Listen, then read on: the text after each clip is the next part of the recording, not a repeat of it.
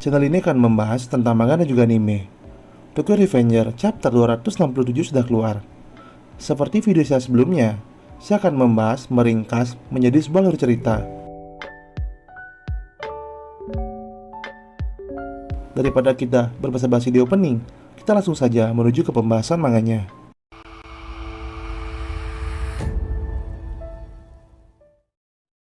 Pada chapter minggu lalu, kita diperlihatkan pertarungan pemimpin Tokyo Manji generasi kedua melawan Kanto Manji. Di sana Meki sempat menanyakan alasan Takemichi mengapa Takemichi sampai seperti itu untuk menghentikan dirinya. Di sisi Takemichi, di sana dia mengatakan bahwa dia sudah berjanji kepada Baji, Draken, serta Meki dari masa depan bahwa dia akan menyelamatkan Meki apapun yang terjadi. Takemichi menyerang Meki, namun Meki dengan sangat mudah menghentikan Takemichi.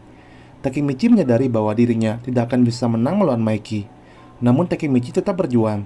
Dan Takemichi juga sudah beberapa kali melihat masa depan yang berbeda-beda. Tiba-tiba penglihatan Takemichi memudar atau rabun. Dan pada saat itu juga Takemichi mendapatkan sekilas penglihatan masa depannya. Dan sekarang, apakah Takemichi bisa menggunakan penglihatan atau kilasan masa depan itu untuk mengalahkan Meki? Chapter 267. Chapter kali ini berjudul Memberi Syarat Serangan Balik. Panel manga awal memperlihatkan pertarungan Takemichi dan Meki masih berlangsung. Terlihat Takemichi terlempar setelah menerima tendangan keras dari Meki. Setelah menerima tendangan dari Meki, Takemichi bertanya-tanya, kilasan masa depan apa yang dia lihat? Perlahan Takemichi berdiri, dengan muka yang tersenyum memandang ke arah Meki. Takemichi berkata, "Cuman segini." Di sisi Meki, terlihat wajah Meki sedikit kaget dan berkata, Kau pasti akan mati." Tiba-tiba Takemichi kembali melihat kilasan masa depan. Di masa depan itu, Takemichi terkena tendangan keras oleh Meki. Dan di masa sekarang, Takemichi sudah mengetahui gerakan Meki. Takemichi berusaha untuk memblok tendangan Meki. Tentu saja, Meki menjadi kaget karena Takemichi berhasil memblok tendangannya, yang sebelumnya selalu berhasil mengenai Takemichi. Di sisi Takemichi, di sana dia menyadari bahwa kilasan masa depan itu terjadi seketika. Perlahan Takemichi memandang ke arah Meki dan berkata dalam hatinya, "Barusan aku melihat kilasan masa depan. Visionku telah berevolusi." Takemichi pun berkata, "Saatnya menangkal serangan ini." Takemichi pun bergerak ke arah Meki.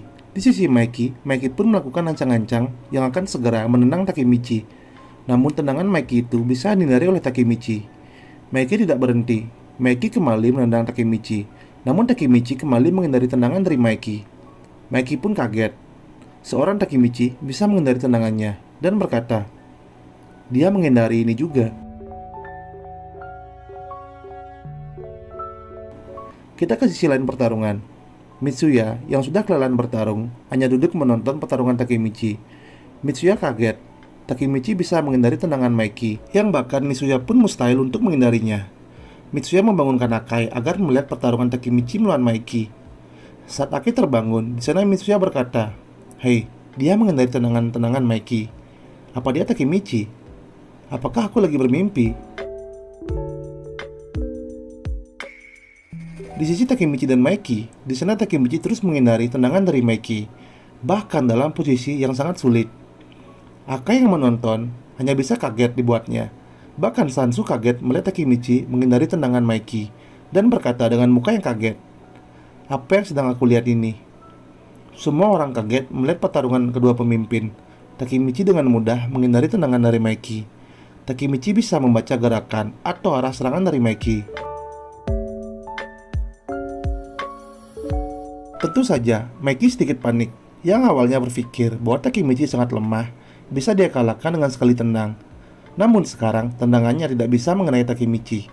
Takemichi menghindar, terus menghindar dari tendangan Meki. Karena Takemichi bisa melihat kilasan masa depan yang terjadi. Di sisi Meki, di sana dia berkata dalam hatinya, "Kenapa ini terjadi? Bahkan dia tidak begitu cepat. Jadi bagaimana dia bisa menghindar dariku?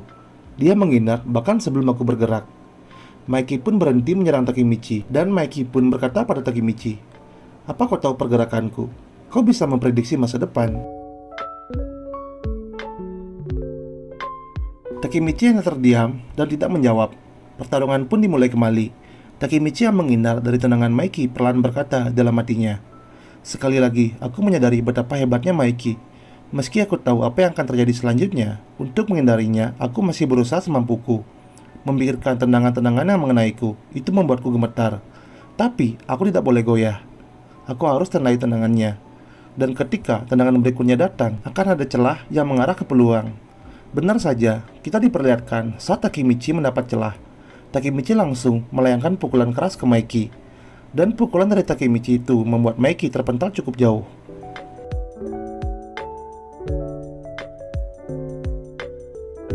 Tokyo Revenger chapter 267 akan selesai di sini dan akan berlanjut pada minggu depan.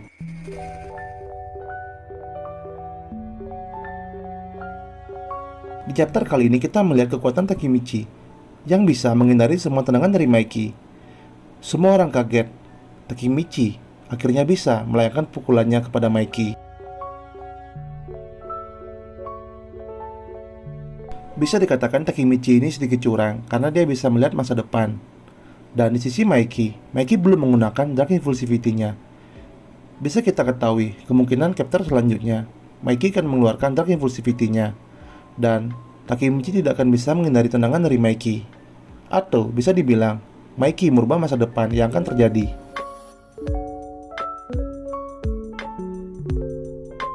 Dari pertarungan itu kita melihat Maiki hanya bisa menggunakan kakinya. Kemungkinan besar kedepannya Maiki akan menggunakan tangannya untuk memukul Takemichi. Satu lagi, karena chapter kali ini tidak begitu panjang, hanya menampilkan pertarungan, jadi saya tidak berniat untuk menambahkan hal-hal yang tidak penting, hanya untuk memperpanjang durasi. Dan terima kasih untuk kalian karena sudah mau menonton video ini sampai selesai. Sampai berjumpa lagi di video saya selanjutnya.